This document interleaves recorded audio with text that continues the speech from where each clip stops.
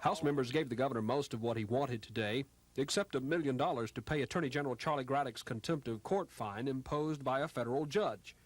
And the Attorney General, who doesn't like the supervised intensive restitution program implemented by Prison Commissioner Fred Smith, may soon be facing a legislative version of the same plan. The House passed a bill to spend $9 million on prisons, $1 million for operations of a mental health facility for the criminally insane, and $3.3 million for capital restoration.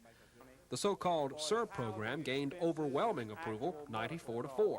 And the governor's bill to set up a referendum in March to give voters a chance to decide if they want to pay more taxes for prison operations was also passed and sent to the Senate.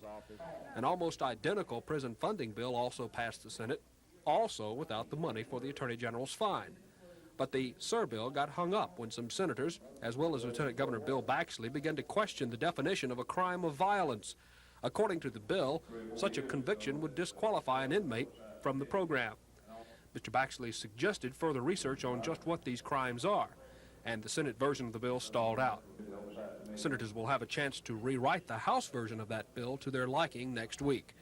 The tax referendum bill wasn't considered by the Senate. It never made it out of committee. On another matter, senators confirmed the governor's appointment of Dr. James Hicks to the State Ethics Commission. Dr. Hicks will replace Commissioner Adolph Wheel. Both houses return on Monday. Dennis Latham, WSFA TV News at the Capitol. Enthusiasm runs high this week at Jeff Davis. The Vols would like nothing more than to knock Enterprise out of the playoffs. After all, 2 of the last 3 years, it's been the Wildcats eliminating the Vols, and both times, Enterprise went on to state championships. Jeff Davis opened the playoffs with his 25-7 win in last week's first round against Parker, but it wasn't a satisfying victory to Coach Charles Lee. A rash of third-quarter turnovers spoiled an otherwise great evening, and he knows you can't play that type of game and hope to beat Enterprise. No, I don't think you can ever make that many mistakes against a team that doesn't return the favor. Unfortunately, that's what Parker did. But Enterprise makes very few mistakes, both offensively and defensively. They're so well coached. They're very sound fundamentally.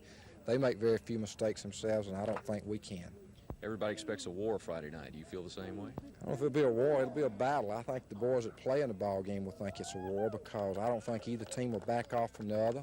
I just think it's going to be a heck of a good football game that a lot of people throughout the state, and particularly in Central Alabama, have looked forward to. They've talked about it, and, you know, we're excited about having the opportunity to play. JD Enterprise isn't the only game in town Friday night. Here at Montgomery Academy, the Eagles moved to round 2 of the 1A playoffs against Ariton.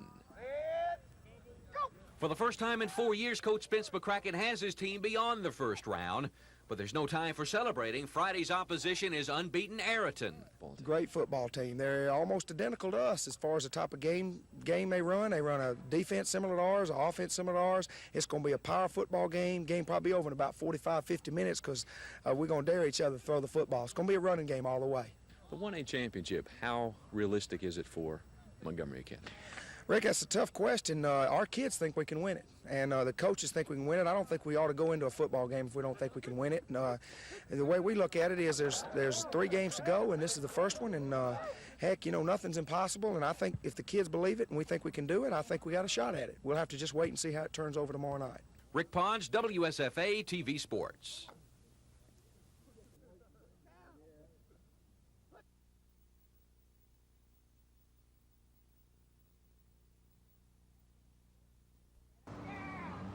An hour and a half late and only half full, this is the first Greyhound bus coming into Montgomery's terminal in 2 weeks.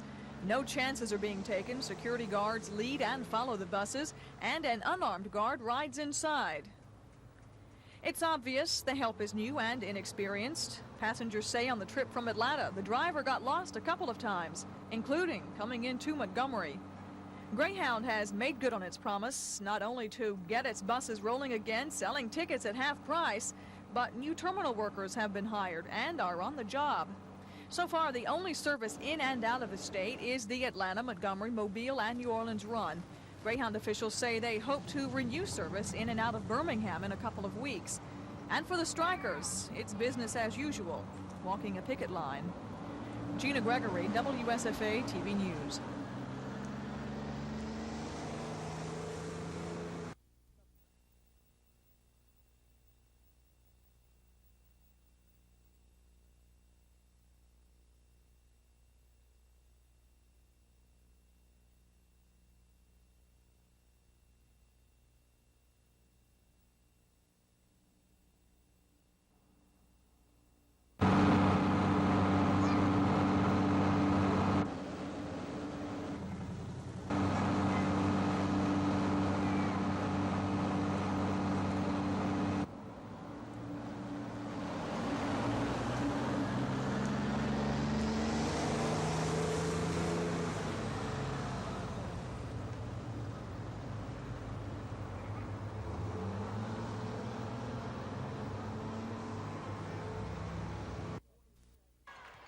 4A Lanier had some trouble with their smaller crosstown rival St. Jude. The Poets built a 20-point halftime lead, but the 2A Pirates fought back to make a game of it. And when Horace Burton, who paced St. Jude to a 20, makes this inside bucket, it was down to 3 early in the fourth quarter. But the Poets refused to fold. Darrell Whetstone driving the baseline, draws the foul here. The three-point play put Lanier up by 6. Whetstone had 16 for the Poets. Free throws then kept the Pirates on the plank. And Lanier opens the season a 69-63 winner over St. Jude. Defending 4A state champion Carver excited the home crowd with a 92-61 blowout of 2A Calhoun. Big Andre Bruce with the first 2 of the season on this inside bucket off the break. Bruce with the game-high 22. Clifford Wright added 16 for Carver. He'll score here off the steal. And John McRae paced the Tigers with 17. That's him with the tip-in. Carver opens the season a 31-point winner over Calhoun in the opening round of the Carver Invitational. Tomorrow at 6 is Lanier against Russell County. At 8, Carver and Talladega. The finals are Saturday at 8. Rick Ponds, WSFA TV Sports. While the legislature holds on to the governor's package of prison bills, the governor is holding on to the legislature's pay raise resolution. And even though the resolution was passed Tuesday, the governor says he's been too busy to give the matter much thought. Well, I'm familiar with pay raises, yes. Do you think it's a good idea? Well, let me read the resolution first, and I'll make a definitive statement about it when I come to the conclusion after I read the resolution. But his staff has already researched all of his alternatives to approve, amend, or kill the pay raise. Before this session is even over, officials are already tossing out hints of a possible December special session. Most speculate it would deal with the unpleasant task of finding new taxes to keep federal highway matching dollars, a controversial issue the governor apparently doesn't want lost in a regular session. The filibuster rule in Alabama has been used so extensively. Unlike the Congress, there's hard to ever get to one particular matter unless you have a special session. But the governor is still keeping news of any additional special sessions to himself. Chris Grimshaw, WSFA TV News in the governor's office. I'm sure, but he had a...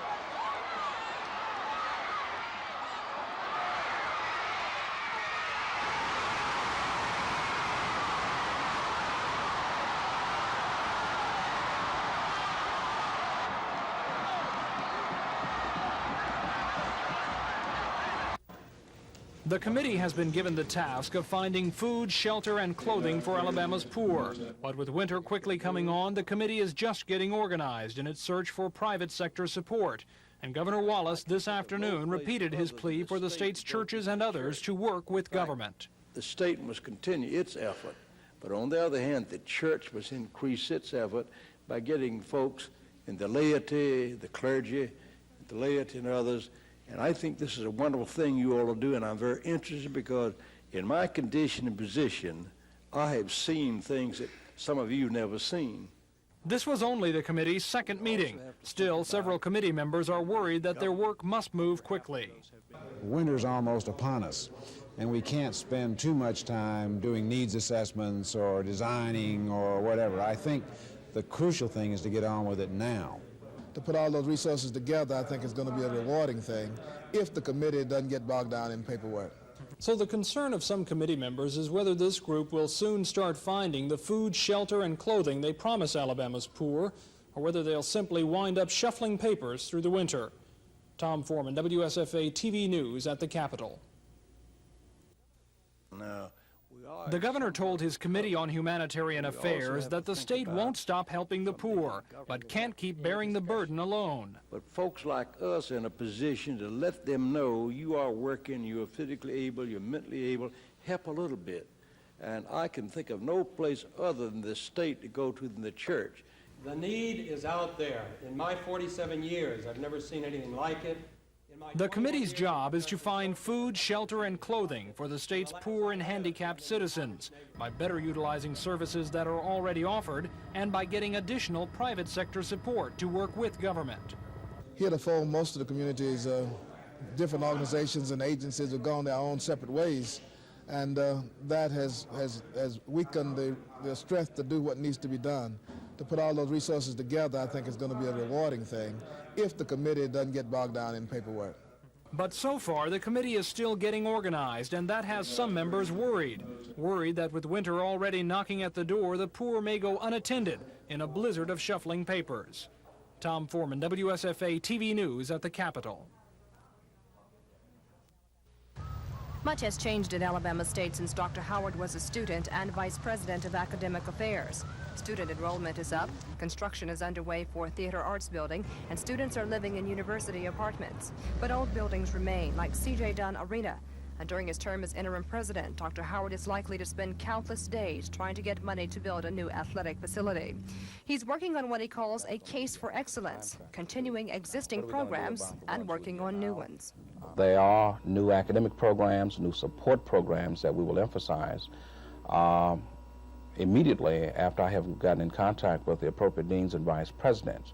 And all of these, I will say, are in direct line with the pursuit of excellence at this university. It was his idea to come back to Alabama State after learning of the controversy surrounding the former president. When the position became available, Dr. Howard applied for the job because he wanted it and the challenge. I think I'm a leader. I most certainly think my previous experiences at this university as a student and as a faculty member and as an administrator may have given me a slight edge in terms of what is needed during the interim period. But he faces a tough battle ahead, working on a request for a 54% increase in funding from the legislature and supporting the merger suit. If he and the Board of Trustees are pleased with his progress during the next year, Dr. Howard may stay on permanently. I have not made any firm plans yet about applying for the job. I'll just have to make that decision when the time comes. Kim Davis, WSFA TV News.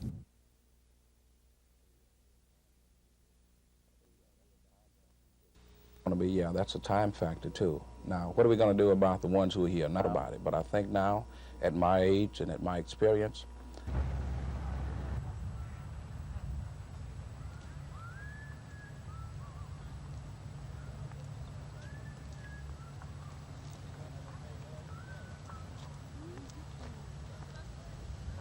I have looked at the current goals and objectives of the university in keeping with the mission.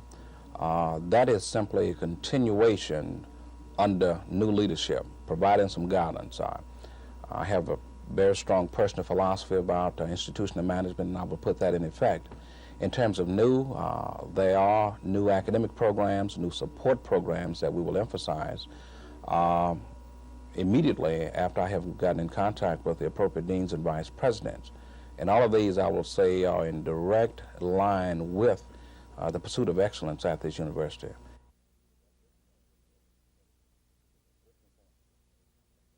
Existing things, as I mentioned, of course, that probably doesn't mean anything unless you knew what the dollars was last year, but it represents about a 54% increase over the reports I...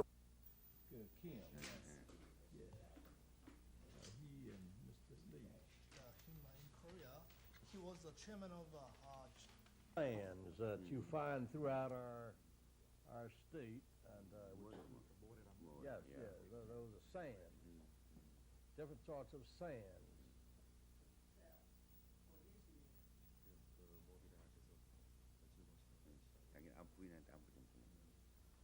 He is asking you to say hello to your wife. I surely will. Thank you very much. Thank you very much. So this is the first presentation tribute for Nat King Cole here in his hometown. Movie career and so forth. I believe too there'll be film clips. Yeah, there'll be film clips of his life, life. Well, we better keep that on the cover right now until we get the confirmation. But I can tell you one thing, Ralph Edwards of This Is Your Life has agreed to work on the show. And so many people don't really know. No, this is the first presentation tribute for Nat King Cole here in his hometown in Montgomery.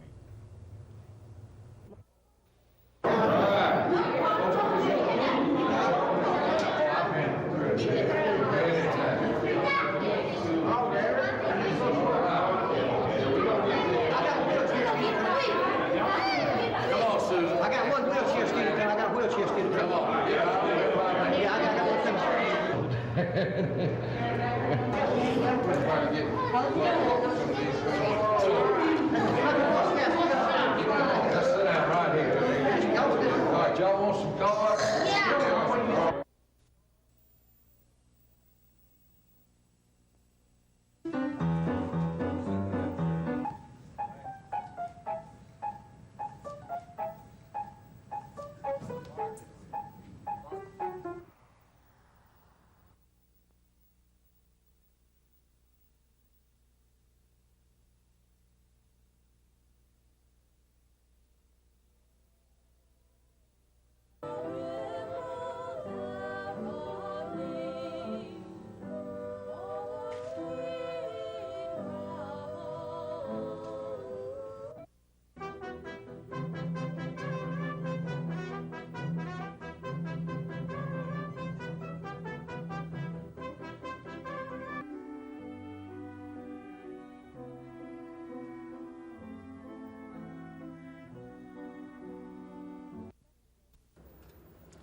For the second day, the defense tried to show investigator Les Brown has changed parts of his story about what happened on Todd Road. The defense keeps asking about key details, things Brown has said in court this week that don't match what he told police right after the incident. But District Attorney Jimmy Evans tried to show Brown's condition when he gave his first statement. Brown said he was lying in a hospital bed with tubes coming out of his chest, not knowing if he would live. For the second time this week, the defense team tried to get the judge to declare a mistrial because of comments the DA made in court. Mr. Evans accused someone in the courtroom of laughing and told the jury this case was no laughing matter. He went on to say he'd go to jail if he had to in order to represent the state of Alabama. Judge Randall Thomas told Mr. Evans to stop making comments in front of the jury. Then in the judge's chambers, the judge ordered Mr. Evans to follow the rules of court. A defense attorney accused Mr. Evans of histrionics and said he was trying to keep the case from being tried in a carnival-like atmosphere. Judge Thomas did not declare a mistrial. Susan Silvernail, WSFA TV News. Few people have not had their blood pressure taken with the familiar cup wrapped around their arm. But even with this awareness of the procedure, blood pressure is still something of an unknown. And it goes undetected because its victims don't feel sick or have pain at first. If I had high blood pressure, what would that do to me? Nothing now, but the ravages of hypertension or high blood pressure, and we use those names interchangeably, the ravages of it are really tremendous over 20, 30, 40 years. It destroys blood vessels and with it the organs involved, such as the brain, the kidneys, the heart. These are what we call some of the target organs of high blood pressure. In our region, blacks are much more prone to have it. And in blacks, high blood pressure is a more vicious disorder and it attacks at an earlier age. It's not uncommon to see blacks with hypertension in their 20s and 30s with their kidney function gone. In fact, I believe high blood pressure is the biggest cause of kidney failure in the state of Alabama. Prevention, Watch your diet, exercise, limit your salt intake, and most important of all, if you are diagnosed to have high blood pressure, follow your doctor's orders. And if you do all these things, then you should be able to lead a normal life. Gina Gregory, WSFA TV News. In 1982, 1,012 Alabamians died as the result of diseases or fatal conditions of the lungs. That's roughly 3% of all deaths in the state last year.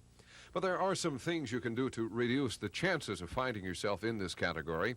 Dr. Bill Boyd specializes in internal medicine. He has this advice. But if they're currently smoking, they should stop. Strongly consider that. In addition to that, the people over 65 should consider having a flu vaccine annually. People over 65 should consider having a vaccination for pneumonia. There is now a vaccination against certain types of pneumonia caused by a specific germ called the pneumococcus that is available and safe. The third thing is that anybody under the age of 65 who has some sort of chronic respiratory disorder like chronic bronchitis, emphysema, or other disorders like diabetes or heart disease should consider having the flu vaccine and the pneumonia vaccine. So those are things that the general population can think about doing. I still emphasize stopping cigarettes. This is the small country store that was run by 61-year-old Martha Sue Belcher and her husband Travis. They lived in a trailer just a few yards away. Officials say last night around 5:30, Mr. Belcher walked with his wife from the store over to the trailer, then walked back alone for a few more hours' work. It was the last time he saw her alive. When he got ready to close that night, he came over to tell her he was coming on in. Couldn't get in by the door. He went back in the store. He phoned, couldn't get anybody on the phone. And he notified the sheriff's department that he couldn't get a hold of his wife. His son. When sheriff's deputies arrived, they searched the area and found Mrs. Belcher's body lying just outside the trailer's back door. Authorities speculate the murderer may have entered the trailer through a window, perhaps before Mrs. Belcher arrived. But so far, they say there are no solid leads in the case. Meanwhile, neighbors and friends were shocked. I've known her for about 14 years. And she just, like I say, anybody that needed any help, she was always here. You could talk to her, she just, anything. She always had an ear. She just always helped. Always. And she was always there when you needed her. And it's a shock. It's a bad shock. But along with the grief and anger, there is also concern. Concern from officials and area residents that the killer is still running loose. Tom Foreman, WSFA TV News in Chilton County.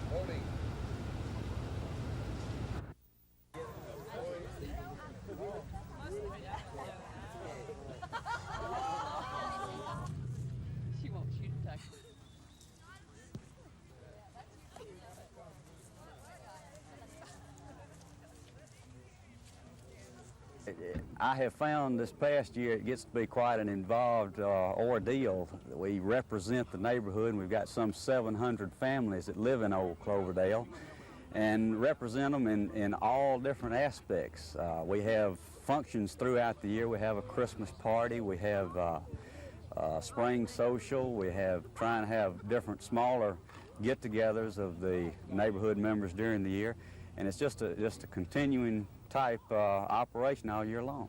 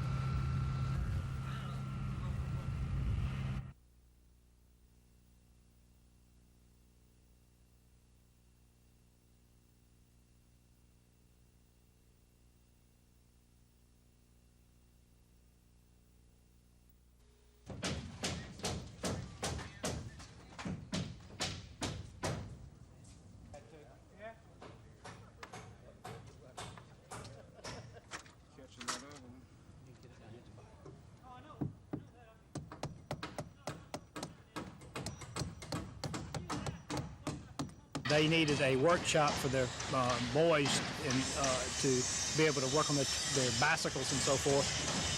So we're building the workshop behind the little dormitory down here on Court Street that will give them a place to work on their bicycles and so forth.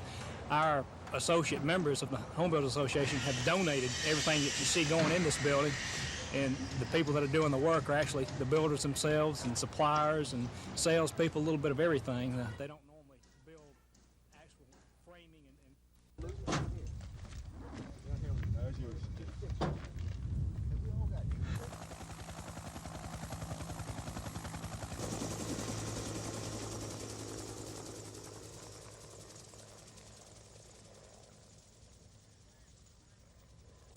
And it takes a little longer for the chute to open, which tests your nerve a little bit before you start reaching for the reserve.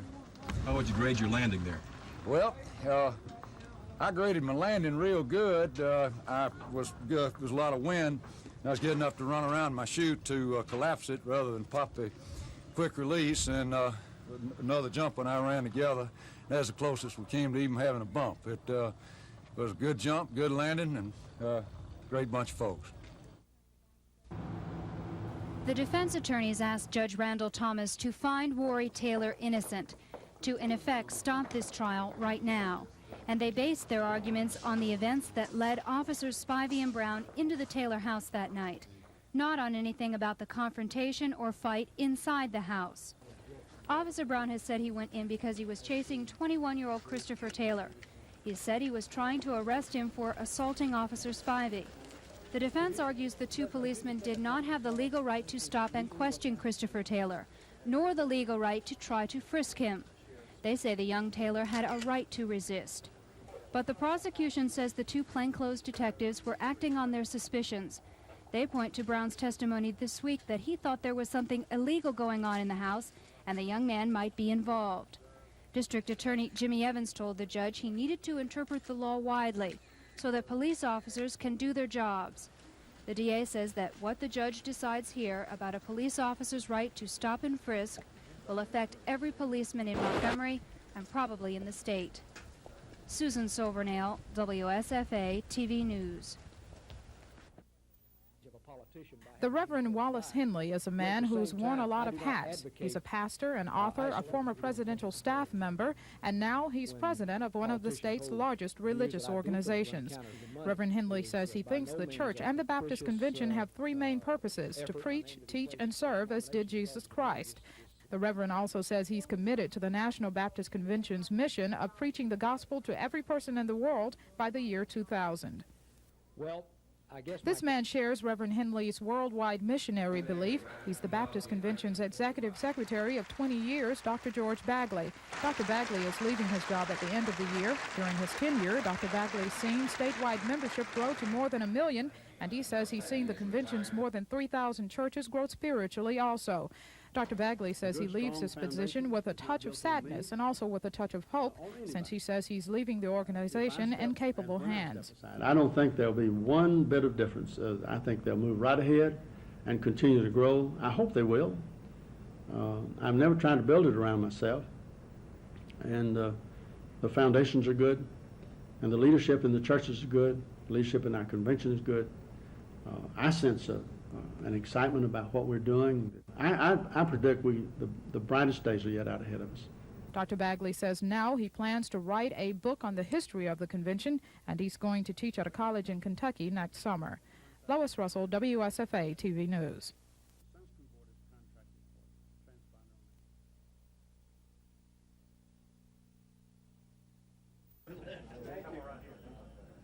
There is I saw a national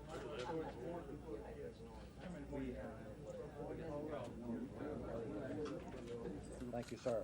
And Coach Doss. Thank you very much. We're delighted to have you both. Thank you very much.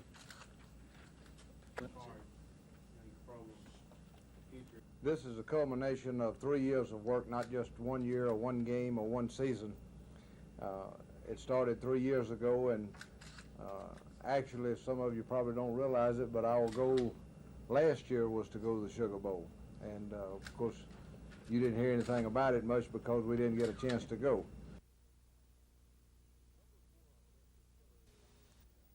Number 4 on the list of killers of Alabamians is accidents. Alabama State Health Department statistics show 1,907 Alabamians died accidentally in 5 major categories in 1982. Overall, 51% of all fatal accidents occurred in motor vehicles, followed by falls, fires, drownings, and accidents involving firearms. Tragically, Alabama has had an accidental death rate much higher than the national average, especially in the motor vehicle category. Jim McFay, Health Department spokesman, says most of those accidents involve people under the age of 25. The fact that this is a rural area, you'd have adolescents in many rural areas having to drive long distances, particularly on weekends for entertainment, this type of thing. You really have a higher accidental mortality rate among rural adolescents than you do among metropolitan adolescents. However, the health department stresses that many more lives are being saved and that Alabama is moving down closer toward the national average in the number of accidental deaths, due in part to the department's public education efforts. I'm Bob Howell, WSFA TV News. Well, I think they should think about everybody else instead of themselves so much. No, I don't think they need it. Why? I think school teachers need it. I am a school teacher. I really don't. I don't think legislators do need it right now. I wish I could award myself one. No, I don't. Why? Especially since the salary is already, is so much greater than mine. I'm a teacher, and we haven't had one in 3 years. That's way, 58%? No, They earn too much as it is now for what they do. They don't do nothing, sit around the table and talk, That's unethical, it is. They shouldn't get that much. I think all of them's getting too much raise. That's what I feel. They're getting too much. They got too much already. Those people ain't getting. I get $87 a month Social Security is all I get. And what can I make out of that? I never got no stamps. I'm 82 years old. I canned about 500 jars of canned stuff this year. I didn't freeze nothing but a few peaches. So and I feel they've got plenty, and all the rest of them too's in office. They got more than they ever have had. They need to come down, and we all need to come down. Our prices need to come down where we can live, where the children, families can live. It's gross. You don't think they need it? Or? No, I sure don't. No, not they ought to.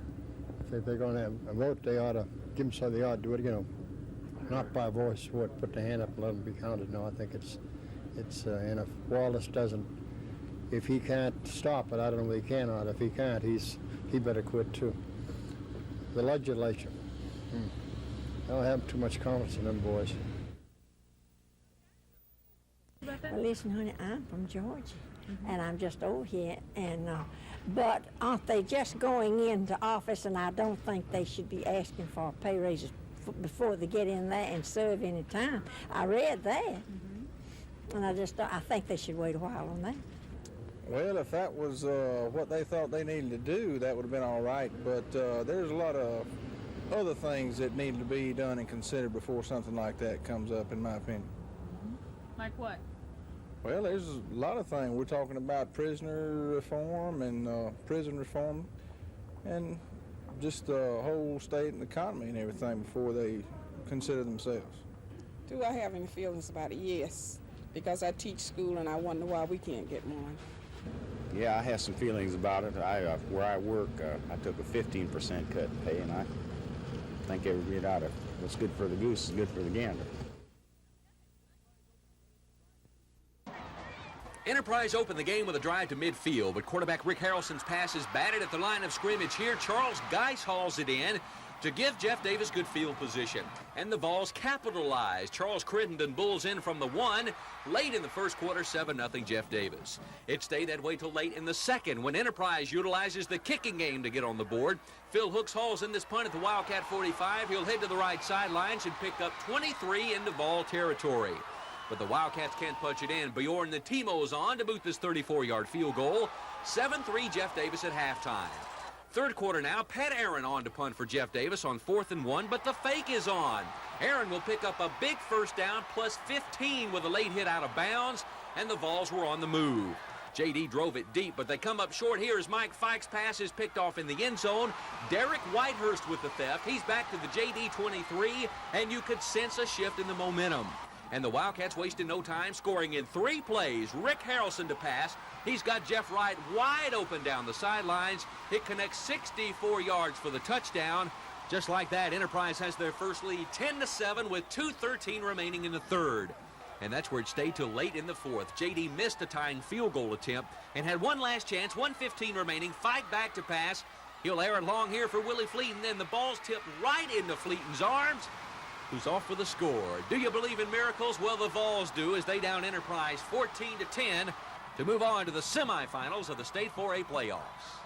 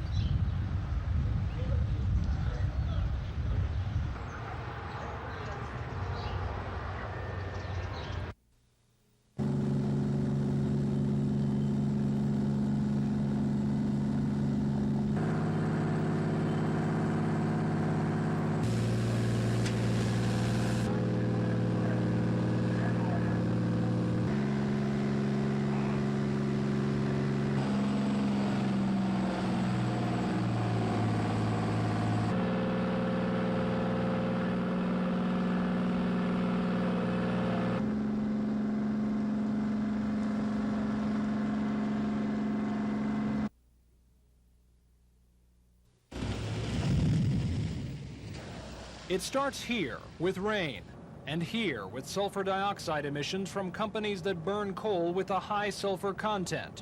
Together, the two elements create acid rain. It is a phenomenon that is blamed for killing fish and other sorts of wildlife as well as plants.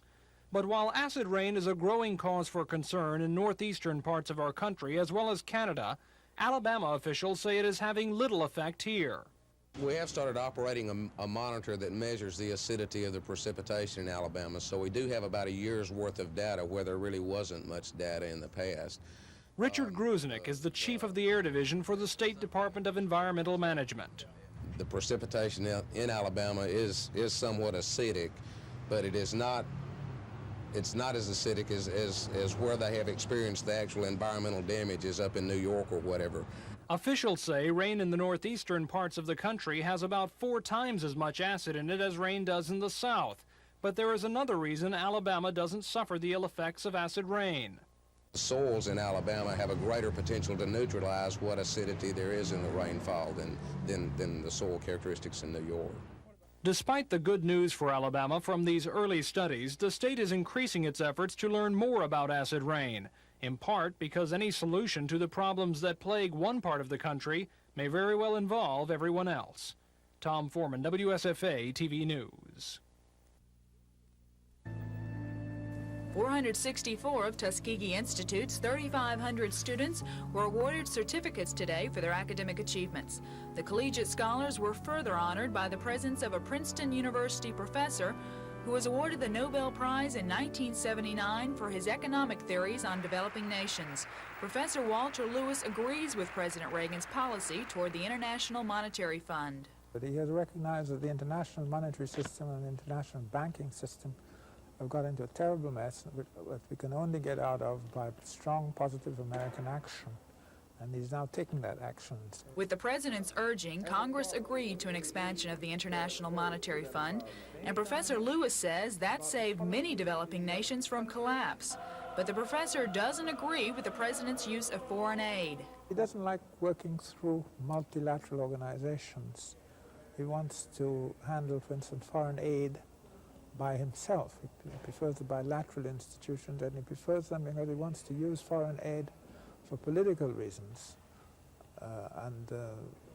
This is annoying to the foreign aid community. We've been through all that. You don't gain anything by using foreign aid for political reasons. Lisa Walsh, WSFA TV News, Tuskegee. Actually, a couple of miraculous plays in this game. Late in the first half, San Francisco driving. Joe Montana passes to Ronaldo Nehemiah. He receives a vicious lick from Kenny Johnson. The ball is loose. Blaine Geisen scoops it up. He'll dash in for a touchdown. Just 6 seconds left in the half. That tied the game at 14-all. The 49ers took the lead on a field goal in the third. Elsewhere today, in Miami, the Dolphins were awesome against the Colts. Second quarter, Dan Marino will air it long here to Mark Duper. He has it for an 85-yard touchdown play. 17-0 Miami at that point. Later in the second, Ron Stark of the Colts back to punt. Mark Clayton back at his own 40. The ball will bounce at the 50. Clayton scoops it in, and off he goes. He'll get some good blocking and go 60 yards for the touchdown as the Dolphins go on to shut out the Colts 37-0. Third quarter in Pittsburgh, the Steelers and Vikes tied at 7. Steve Dills on the bootleg rolls right. That gives Tony Galbraith a chance to get open in the end zone. Dills finds him from 6 yards out. Vikings upset the Steelers 17-14. It was monsoon season in Tampa Bay today as the rains came down in bucketfuls. And it was the Bears that came down on the Bucks, a defensive gem for Chicago. Steve McMichael hits Jeff Comlow here. Mike Hartenstein scoops up the soggy pigskin for a score. And the writing's on the wall in Tampa Bay, 27-0 Bears. Tony Dorsett had a big day in Dallas as the Cowboys whipped the Chiefs. This nice 27-yard scamper here made it 17-0. 6 out of 7 seasons now that Dorsett has gained over 1,000 yards rushing. Dorsett does it again later. This run from 32 yards out through the sloppy KC tackling made it 24-0. Cowboys go on to rout Kansas City 41-21. In Buffalo, fourth quarter action, Matt Kofler in for the injured Joe Ferguson. He rallies the Bills. He goes here to Tony Hunter, pulling Buffalo within 24-10 of the Raiders. Then at 24-17, Kofler on 4th and 15 hits Perry Tuttle for this 29-yard score. That tied the game at 24. But L.A. will prevail, capping a long drive. Final play of the game, Matt Barr boots a 36-yard field goal, and that carries the Raiders over the Bills 27-24.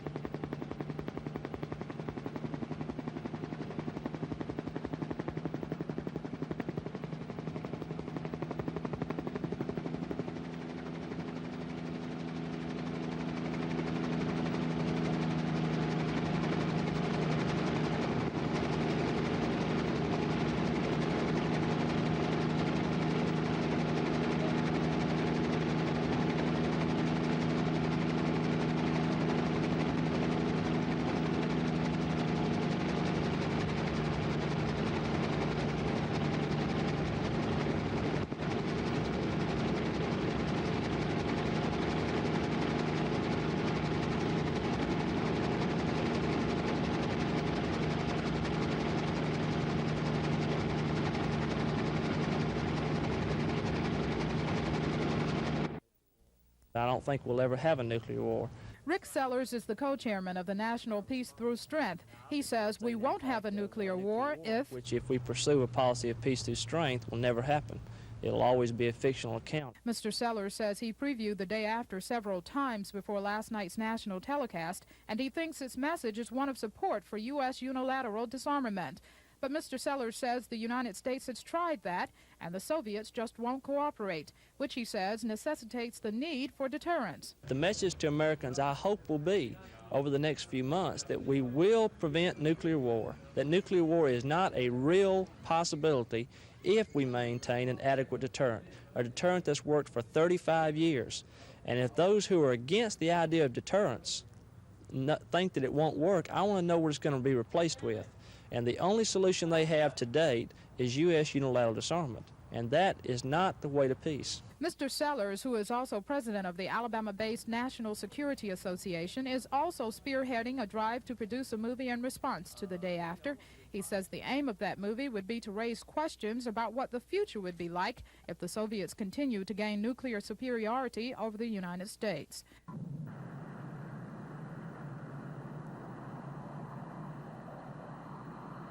Lois Russell, WSFA TV News.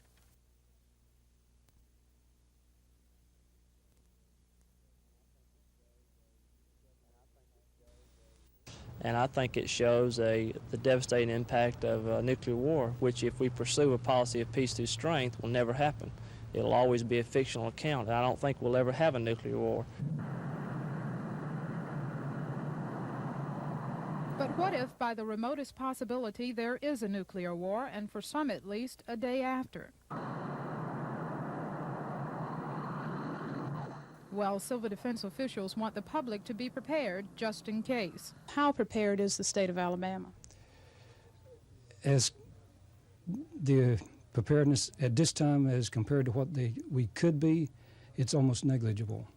And I think this is not just the state of Alabama, but the whole country. Mr. Parrish says the main thing to be prepared for is dealing with nuclear fallout, or the radioactive residue left in the atmosphere after a nuclear blast. Fallout can be carried by air from the site of a nuclear explosion for hundreds of miles. Every day, civil defense officials use this map along with this scale and their recordings of wind variations to plot hypothetical missile targets nationwide and gauge their effect on this area. For instance, let's take the hypothetical target of Pascagoula, Mississippi, more than 200 miles away. At this particular time of the year, we are in about a 40-degree path from Pascagoula, Mississippi. And it just so happens that those winds are blowing about 73 to 75 miles per hour. So it would take generally about 3 hours before those fallout, the leading edge of that fallout wind, to arrive here. And Mr. Parrish says despite popular belief, millions of people could be saved if the Soviets push the button, depending on the public's education about how to protect themselves before, during, and after a nuclear attack. Mr. Parrish says a self-study guide like this one could help. The guide and a test are provided by Civil Defense. Lois Russell, WSFA TV News. Today's ceremonies at St. Margaret's Hospital are actually a little early. It was on November 29, 1633, that 4 country girls met in Paris to form the Daughters of Charity, the order that sponsors St. Margaret's Hospital and many such facilities around the world. Even though many things have changed in hospital care since St. Margaret's came into being back in 1901, administrator of the facility, Sister Almeda Golson, says the one thing that will not change is the tradition on which the Daughters of Charity were formed, providing quality health care for the people of the area. The most important trait a person must have to minister in health care of any kind, and particularly in health care as we envision it being ministered here at St. Margaret's, is a genuine caring and concern for other people. You can learn everything else, but that you have to be able to bring to the work, or caring for people. Mac Carmack, WSFA TV News.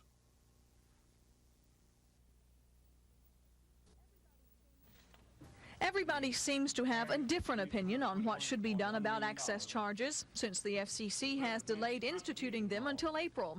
Some representatives at this meeting say the commission should set some interim charges, because without them, intrastate long-distance calls after the 1st of January won't be possible. We believe that intrastate access charges should be approved to go into effect as early as 1/1/84. The reason for this is that there is considerable reason to believe that interstate access charges may be allowed to go into effect on that date, 1/1/84, in spite of the current delay until 4/3/84. South Central Bell officials say the access charges will allow them and other companies to connect incoming long-distance calls with local customers. The commissioners say they hope to make a decision on setting charges soon. Gina Gregory, WSFA TV News. Have an effective date compatible with the upcoming AT&T USTA agreement on interim divisions of revenue. Most of us will file carrier charges which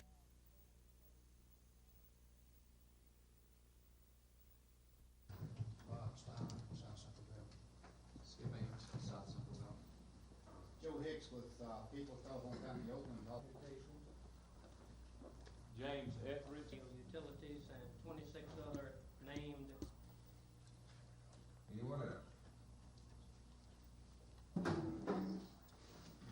Yeah, it looks like nobody else wants to go first, so I believe South Central. The tariffs to produce $121.1 million, which represents the contribution loss from intrastate long-distance calls.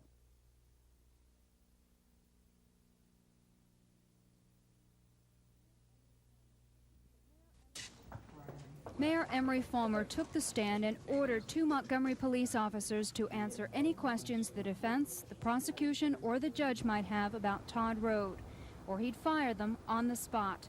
He also withdrew a letter he wrote in October to officers Harold Hicken and Lonnie Benjamin, in which he threatened to fire them if they didn't tell all they knew to the district attorney. All this came up because Officer Hicken refused to answer any questions except the DA's. He took the Fifth Amendment in response to queries from defense attorneys and the judge. The defense was trying to find out what, if anything, Hicken knew about Officer Eddie Spivey's original statement to police.